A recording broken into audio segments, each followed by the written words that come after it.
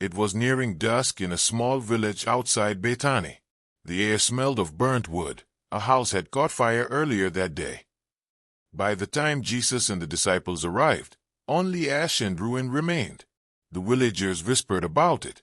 A curse, they said. A punishment from God. Jesus stood quietly at the edge of the blackened rubble. Beside him was Peter, ever the bold one, but tonight, unusually silent. "Master," Peter finally said, "the house belonged to Ellen, the widow who mocked you last year. Remember?" Jesus nodded. "She said your words were foolish," Peter added, a bit more certain. "She told people not to trust you. Maybe this was justice." Jesus turned to Peter, softly. "Do you believe my Father sets fire to homes to make a point?" Peter looked down, ashamed. "No. But she hated you." Jesus motioned toward the ashes. "Come." They entered the ruins carefully. Near what used to be the hurt, something shimmered in the debris. A fig tree, small but still standing, somehow untouched by the flames. Its leaves were green. One fruit hung low, ripe. Jesus plucked it and handed it to Peter. "Taste it." Peter took a bite. Sweet, shockingly so. Jesus smiled. "Even in fire, life remains." They stayed the night in the village.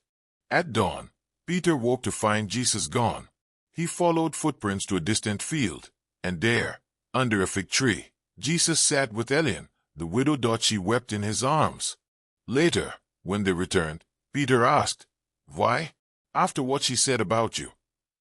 Jesus looked at him, tired but radiant.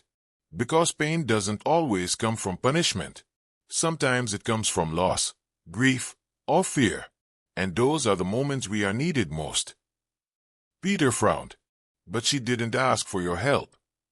"She didn't need to," Jesus said. "Love doesn't wait for an invitation. It goes where it's needed, not where it's welcomed."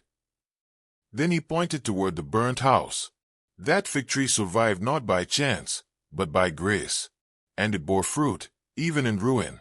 So must you. Peter never forgot that day. Years later, when his own life was in danger, when crowds turned on him, and when he was called to forgive those who condemned him, he remembered the fire, the fig tree, and the fruit of undeserved love. True care isn't conditional. It goes beyond grudges, beyond justice.